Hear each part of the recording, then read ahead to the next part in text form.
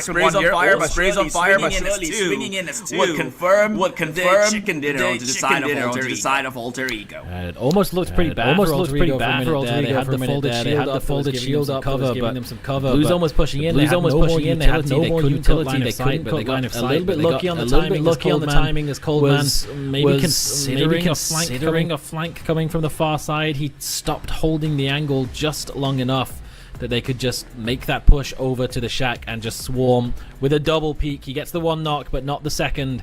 And there is big RDK boss, Mr. Orcarin himself, handing out the high fives as Alter Ego claimed their second chicken dinner of the day. This is a team that, I mean, you were kind of calling them out the whole way through their first day. It's like, as the only team representing for Southeast Asia, we want to see more. This time around, we get 2 wins on the day for them.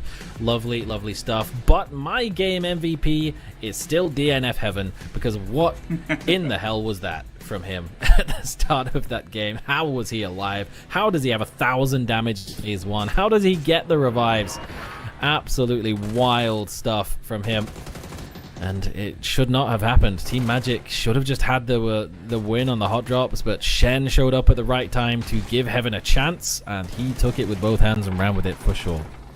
Yeah, Shen showed up, but then also T5 and then 17 Gaming. Just the majority of the phase 2 takes place over in Minas Generalis. In fact, it was more phase 1 than phase 2 itself, but thankfully, you know what they say about the universal truth: you can't cheat death. Eventually it finds you, and DNF gets shot down here by Patrick O'Rourke, who's been gatekeeping a lot of teams trying to enter from this eastern south side of the circle itself. It's a tough hill to climb and a tough pill to swallow. We see so many teams just go down trying to push uphill here. FN Esports to be one of them, and Namu to follow on with, and eventually that's where they trimmed a lot of these teams down into the last 2 teams that were battling it out, and it was even to the bone, especially with that good nade intro and more nades at that. Luckily though, with that opening, shooting Tiamin in the backside, that creates that opportunity for AE to swing in his doubles. It was nicely done from Alter Ego to find those 2 opening knocks to even the score a little bit. Trick getting aggressive and pushing up, and even sacrificing himself to the blue zone to do so, but gets out of there with the victory for Alter Ego. But Eagle Owls takes the victory in terms of points gained, 14 overall with their 11 kills, and with 1 game left to go, it is just under 20 points for Gamda Sal now as the prime real estate team to close that gap onto T1. It's a long way to go. 18 points is difficult, but they just had a 23-point game. If they could somehow do what they did on Tego again, they could overtake T1, and we could have a shock victor for the entire event. It's tough. It's real difficult, real unlikely, but it's still possible. Hoping on that possibility, even if it's a fraction of a percentile itself. It's still there. Yeah, you're right? Because they, if anyone, they did the 23 bombers, and they just need 20 points. However, that 23 points is also unprecedented with this format. Remember, you're only getting 5 points in placement if you were to walk away with a chicken dinner. The rest will have to come in terms of kill. Sure, there's possibility.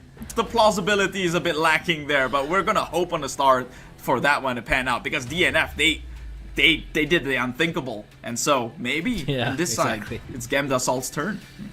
Yeah, we said it's pretty unplausible for Heaven to be able to get the revives for the rest of the squad, but he did with a little bit of assistance from Shen, and then killed Shen and the rest of the team with a little bit of assistance from T5, and then they just decided to go do something else, which was very kind of them to give DNF a chance, which again didn't really come to anything because they respawned on the south side, they got gate kept, they were one of several teams that just couldn't really get up that mountain on foot, with Petrico Road and Eagle Owls just holding the line.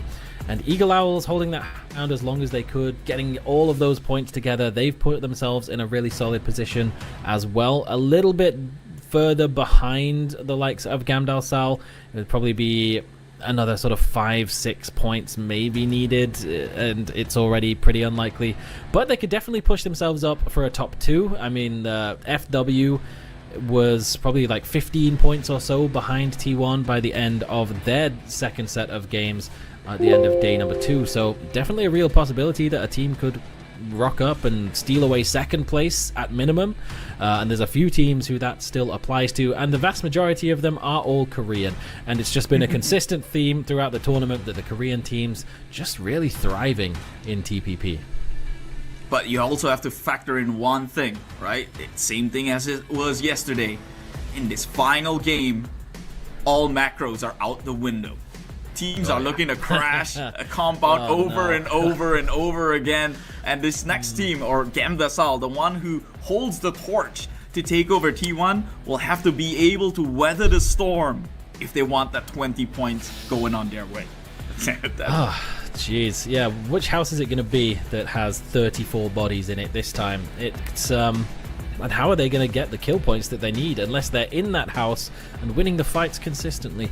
Or are people actually going to use more than 4 brain cells to play a game 6 for once? We'll find out in short order. But yeah, if game 6 was anything to go by yesterday, it was so perverse gameplay. Honestly, it was the kind of things that is not allowed. Like, you can't tell your grandparents about that game because they would think that you're some kind of degenerate, and they're probably right.